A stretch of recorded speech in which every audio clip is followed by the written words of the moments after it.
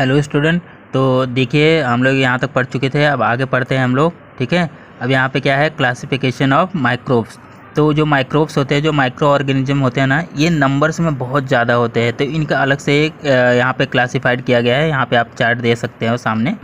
ठीक है, यहाँ पे देखिए माइक्रो ऑर्गेनिज्म को दो तरह से वहाँ पे डिवाइड किया गया है, पहला प्रोकैरियोट और दूसरा यूकैरियोट। तो मैंने आपको बताया था ना, प्रोकैरियोट में वेल डेवलप्ड न्यूक्लियस नहीं होते हैं और यूकैरियोट में होते हैं, बराबर ना।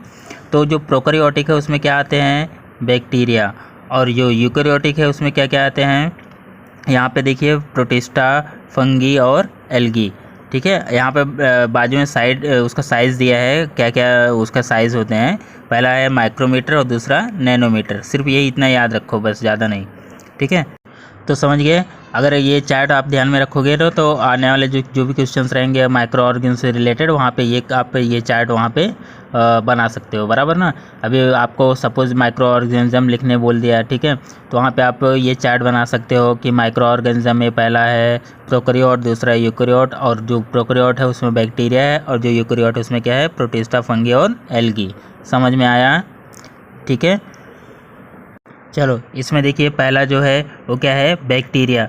तो बैक्टीरिया का साइज़ कितना है, 1 माइक्रोमीटर से 10 माइक्रोमीटर तक यहाँ पे इनका जो साइज़ है वो होता है, बराबर ना। तो यहाँ पे पहला पॉइंट क्या है, यूनिसेलुलर इंडिपेंडेंट। अब ये क्या होते हैं, यूनिसेलुलर मतलब सिंगल सेल के ऑर्गेनिज्म है, ध्यान देना, बैक्टीरिया जो है सिंगल सेल का ऑर्गेनिज्म है, बराबर।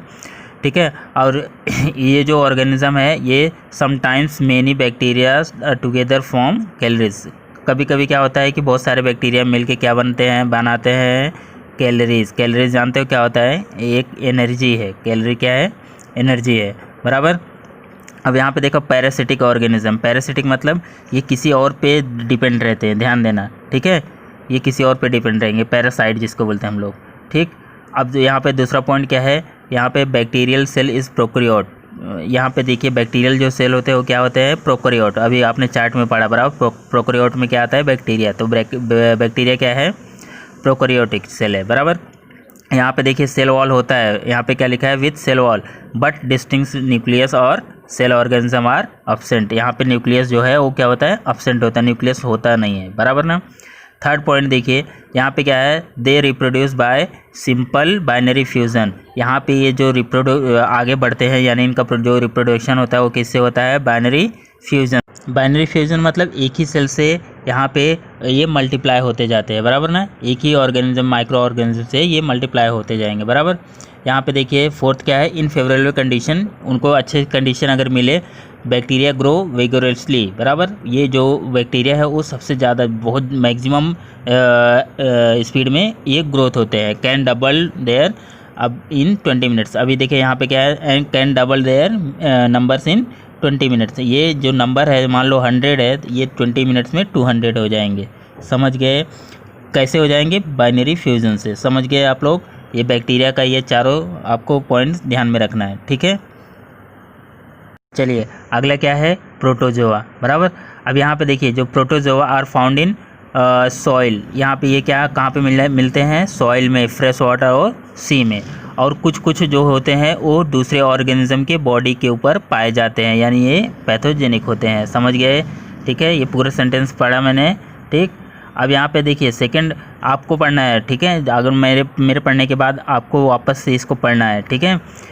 सेकंड पॉइंट क्या है, दीज आर यूनिसेलुलर ऑर्गेनिज्म। ये क्या है, कौन से ऑर्गेनिज्म है, यूनिसेलुलर, यानी इनके अंदर जो है सिंगल सेल ही है, यानी ये सिंगल सेल ऑर्गेनिज्म है, बराबर। विथ यूकैरियोटिक सेल, यूकैरियोटिक के सेल के साथ में, यानी इनमें न्यूक्लियस जो होता है वो डेवलप्ड होता है, वेल डेवलप्ड होता है। समझ गए आप, ठीक है। अब थर्ड वाला पॉइंट क्या है, दिस इज़ ग्रेट वेरिएशन। यहाँ पे क्या है, देयर इज़ ग्रेट वेरिएशन। इनका क्या है, जो वेरिएशन है, वेरिएशन मतलब अलग अलग, बहुत सारे अलग अलग टाइप के इनके सेल स्ट्रक्चर होते हैं, अलग अलग टाइप के, एक ही जैसा नहीं होगा, ध्यान देना। हर जो ऑर्गेनिज्म होगा किसमें, यहाँ पे प्रोटोजोआ में, उनका सेल स्ट्रक्चर क्या होगा, अलग अलग होगा, बराबर ना। ऑर्गन ऑफ लोकोमोशन, यहाँ पे लोकोमोशन लिखा है, इसका मतलब वो जो चलने के लिए वो अपना ऑर्गेनिज्म इस्तेमाल करते हैं, उसको हम लोग लोकोमोशन ऑर्गेनिज्म बोलेंगे, बराबर ना। उनके अंदर डेवलप हो जाती है, जैसे आपके पैर डेवलप हुआ है आपको चलने के लिए, है ना। तो उस हिसाब से उनको चलने के लिए कुछ टेंटिकल हो गए या फिर उनके छोटे छोटे रेसे साइड में निकले रहेंगे जिससे वो लोकोमोशन कर सकते हैं, ठीक है। एंड मोड ऑफ न्यूट्रिशन, और ये जो प्रोटोजोआ होते हैं वो आपस में क्या करते हैं, जो न्यूट्रिशन है वो आपस में प्रोड्यूस करते हैं। समझ गए ना आप, mode of nutrition among protozoa, बराबर। फिर लास्ट वाला पॉइंट देखिए, यहाँ पे क्या लिखा है, these organism reproduce simple cell division. ये जो प्रोड्यूस होते हैं ये मल्टीप्लाई होंगे, तो कैसे मल्टीप्लाई होंगे, कैसे मल्टीप्लाई होंगे, यहाँ पे क्या लिखा हुआ है, सिंपल सेल डिवीज़न, ये इस हिसाब से मल्टीप्लाई होंगे, बराबर ना। जो सेल डिवीज़न है उसी का दूसरा पार्ट, यानी इनका जो ग्रोथ है ना, यानी जो इनका जैसे अभी आपने बैक्टीरिया का देखा 20 मिनट्स में डबल हो जाते हैं, ये नहीं हो पाएंगे, ठीक है। जिसमें क्या एग्जांपल के तौर पर क्या आएगा, अमीबा, एग्जांपल के तौर पर अमीबा और पैरामीशियम। समझ में आया, ये आपको सारे पॉइंट ध्यान में रखने हैं। फिर अगला चलते हैं, अगला पॉइंट क्या है, फंगी। अब ये जो इनका साइज़ होता है ना, इनका 10 माइक्रोमीटर से 100 माइक्रोमीटर तक होता है, बराबर। यहाँ पे क्या लिखा है, these are found in decaying organic matter. यहाँ पे क्या है, ये कहाँ पे मिलते हैं, जो सड़ा हुआ कोई ऑर्गेनिक मैटर, ऑर्गेनिक मतलब जैसे कचरा हो गया, ठीक है। और कोई उसके आगे क्या लिखा है, and dead bodies. And dead body मतलब किसी एनिमल का या फिर कोई प्लांट का डेड बॉडी होता है, उसके ऊपर क्या पाए जाते हैं, फंगी, बराबर ना, ठीक है। अब यहाँ पे आगे सेकंड पॉइंट क्या है, दीज आर यूकैरियोटिक ऑर्गेनिज्म। ये क्या होते हैं, यूकैरियोटिक, यानी कि यहाँ पे सेल डेवलप्ड क्या होता है वेल डेवलप्ड होता है, ठीक है। सम आर यूनिसेलुलर, कुछ इसमें यूनिसेलुलर होते हैं। यूनिसेलुलर मतलब मैंने आपको बताया बार बार, सिंगल सेल, ठीक है।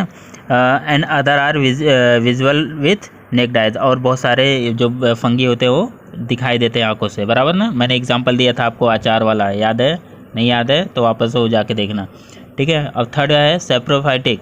अब यहाँ पे क्या है, absorb their food from decaying organic matter. ये जो ऑब्जॉर्व करते हैं अपना न्यूट्रिशन अपने ग्रोथ के लिए, वो कहाँ से ऑब्जॉर्व करते हैं, जो सड़ा हुआ मटेरियल है, डिकेइंग मटेरियल है, वहाँ से, समझे।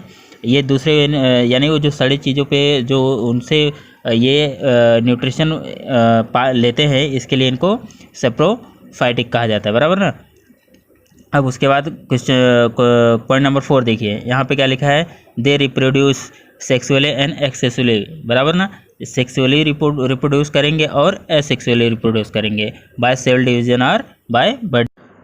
अब देखिए बडिंग क्या है, जैसे आपने मशरूम देखा होगा, एक ही मशरूम में देखो साइड से दूसरे मशरूम निकल जाते हैं, उसको हम लोग बडिंग बोलते हैं, समझ गए ना। और सेल डिवीजन क्या है, सेल, एक ही सेल को अलग अलग मल्टीप्लाई हो जाना, मतलब एक ही सेल से 2 सेल 3 सेल ऐसा बन जाना। यहाँ पे एग्जांपल के लिए आपको देखो दिया है बेकर ईस्ट, जो कि देखो खमीर बनता है ना, खमीर सॉरी दही वगैरह या फिर ब्रेड वगैरह जो बनता है, वो यहाँ पे ईस्ट का इस्तेमाल किया जाता है, ठीक है। यहाँ पे एग्जांपल की तरफ आपको मशरूम भी दिया हुआ है, समझ में आया, समझ रहे हो।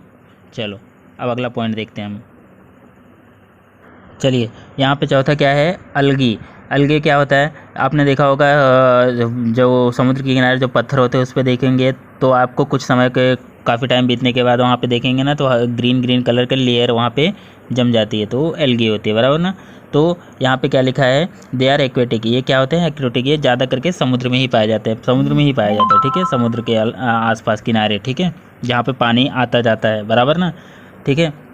उसके बाद देखिए सेकंड पॉइंट क्या है, eukaryotic unicellular and autotrophic organism. Autotrophic क्या होता है, मैंने बताया था आपको, जो खुद से खाना बना सकते हैं। यूनिसेलुलर सिंगल सेल, ठीक है, समझ में आया। यूकैरियोटिक मतलब इनका न्यूक्लियस जो होता है वो डेवलप्ड होता है, ठीक, समझ गए। ये अपना खुद से खाना बना सकते हैं। फोटोसिंथेसिस इस थर्ड वाला देखिए, photosynthesis carry out with the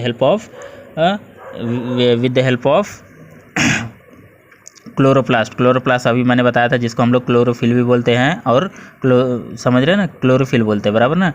तो ये जो क्लोरोप्लास्ट होता है उसकी हेल्प की मदद से क्या करते हैं, ये फोटोसिंथेसिस परफॉर्म करते हैं, जिससे इनको एनर्जी मिलती है, ठीक है, जिससे ये ग्रोथ होते हैं, बराबर, जिससे इनका ग्रोथ होता है। यहाँ पे एग्जांपल के तौर पर आपको क्लोरेला दिया हुआ है, ठीक है। चलो हम लोग फिफ्थ वाला पढ़ते हैं, वायरसेस। ये बहुत इंपॉर्टेंट टॉपिक है, ठीक है। इनका जो साइज़ होता है अप्रॉक्सीमेटली साइज़ जो होता है 10 नैनोमीटर से 100 नैनोमीटर, यानी ये बहुत ही छोटे होते हैं। इनको देखने के लिए आपको इलेक्ट्रॉन माइक्रोस्कोप होता है ना, उसी से देखना पड़ेगा, अदरवाइज़ ये दिखेंगे नहीं, समझ गए। तो जनरली यहाँ पे क्या लिखा हुआ है कि not considered as living organism, इनको लिविंग ऑर्गेनिज्म में कंसिडर नहीं किया जाता है। क्यों नहीं किया जाता? क्योंकि ये डीएनए और आरएनए से बने होते हैं, इनका ये खुद का प्रोटीन ये क्रिएट करते हैं, और ये दूसरे ऑर्गेनिज्म के अंदर रहेंगे तभी ये डबल ट्रिपल हो पाते हैं, यानी कि मल्टीप्लाई हो पाते हैं, ठीक है। यहाँ पे क्या लिया है, इनकी जो स्टडी होती है, they are study under microbiology, इनको माइक्रोबायोलॉजी के अंडर में स्टडी किया जाता है। माइक्रोबायोलॉजी एक साइंस का ही एक अलग से, इनका जैसे बोटनी होता है ना, वैसा अलग अलग पार्ट होता है, जैसे बोटनी, जूलॉजी है ना, उस हिसाब से माइक्रोबायोलॉजी। तो उनको माइक्रोबायोलॉजी के अंडर ये वायरसेस का जो स्टडी किया जाता है ये वहाँ पे होता है, ठीक है।